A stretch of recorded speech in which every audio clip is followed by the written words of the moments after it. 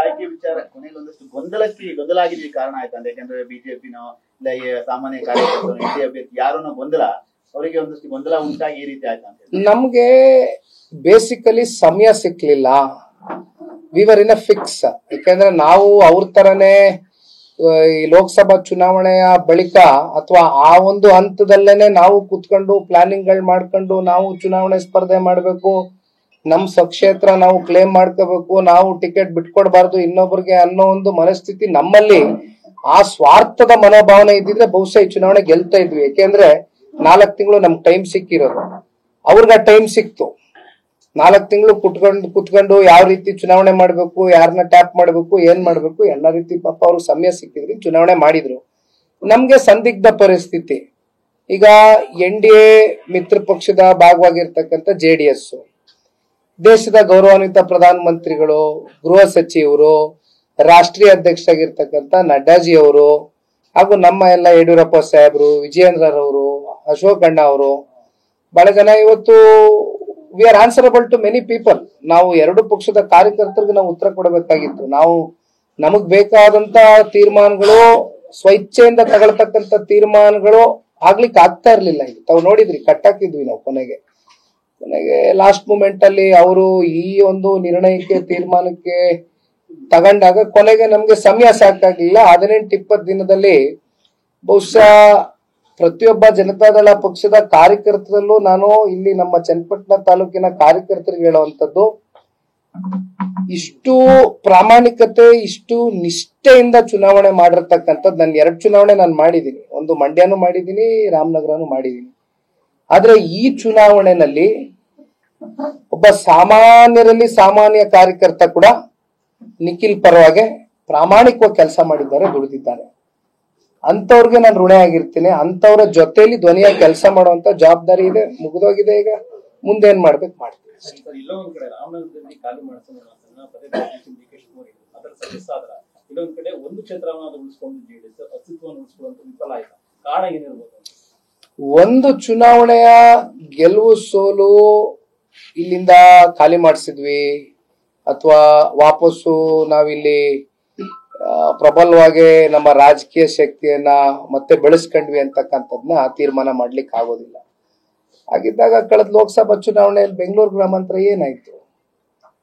ನಾವೇನಾರ ಹಂಗ್ ಮಾತಾಡಿದ್ವಾ? ಹಾಗಿದ್ರೆ ನಾವು ಇಲ್ಲಿಂದ ಅವ್ರನ್ನ ರಾಮನಗರ ಜಿಲ್ಲೆಯಿಂದ ಖಾಲಿ ಮಾಡಿಸ್ಬಿಟ್ವು ಅಂತ ಹೇಳಕ್ಕಾಗತ್ತಾ?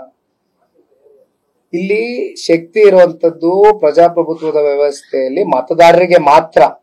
ಮತದಾರರು ಯಾವ ರೀತಿ ಬೇಕಾದ್ರೂ ತೀರ್ಮಾನಗಳು, ನಿರ್ಣಯಗಳು ಚುನಾವಣೆಗೆ ಸಾಂದರ್ಭಿಕವಾಗಿ ತಗೊಳ್ತಕ್ಕಂಥ ಶಕ್ತಿ ಇದೆ, ಆಗಿದೆ. ಹಾಗಾಗಿ ಇಲ್ಲಿ ಯಾರನ್ನು ಖಾಲಿ ಮಾಡಿಸ್ತಕ್ಕಂಥದ್ದಾಗ್ಲಿ ಮಾಡ್ಲಿಕ್ಕೆ ಆಗೋದಿಲ್ಲ.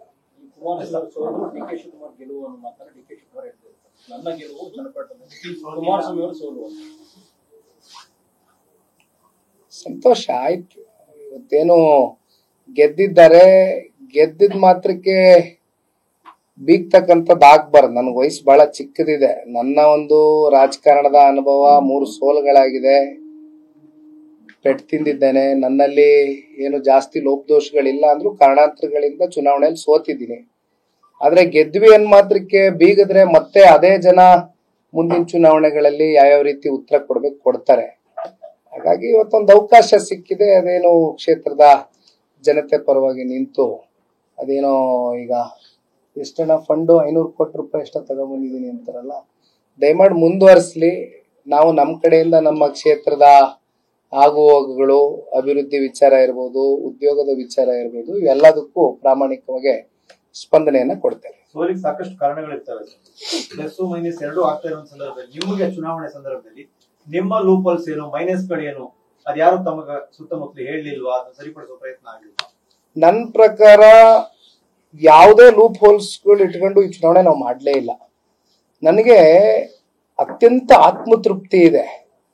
ಬಹುಶಃ JDS ಪಕ್ಷದ ಇತಿಹಾಸದಲ್ಲಿ ಇಂಥ ಒಂದು ಐತಿಹಾಸಿಕವಾದಂತ ಚುನಾವಣೆ, ಇತಿಹಾಸದ ಪುಟಗಳಲ್ಲಿ ಉಳ್ಕೊಳ್ತಕ್ಕಂಥ ಚುನಾವಣೆ, ಫಲಿತಾಂಶ ನನ್ನ ಪರವಾಗಿ ಬರದೇ ಹೋದ್ರು ಕೂಡ ಎಲ್ಲೂ ಕೂಡ ನಾವು ಎಡವಿಲ್ಲ.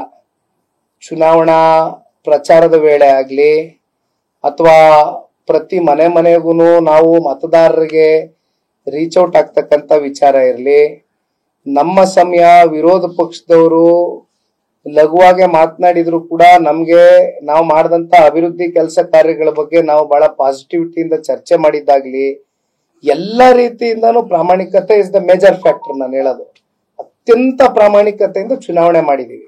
ಹಾಗಾಗಿ ಇಲ್ಲೇನ್ ಲೂಪ್ ಹೋಲ್ಸ್ ಅಂತಕ್ಕಂಥದ್ದೇನಿಲ್ಲ. ಒಂದು ನಿಮ್ಗೆ ಹೇಳ್ದಂಗೆ ಎಲ್ಲೋ ಒಂದು ಸಮುದಾಯ ನಾವು ಬಹಳ ನಂಬಿದ್ದೇವೆ, ಇಲ್ಲಿವರೆಗೂ ನಂಬಿದ್ದೇವೆ.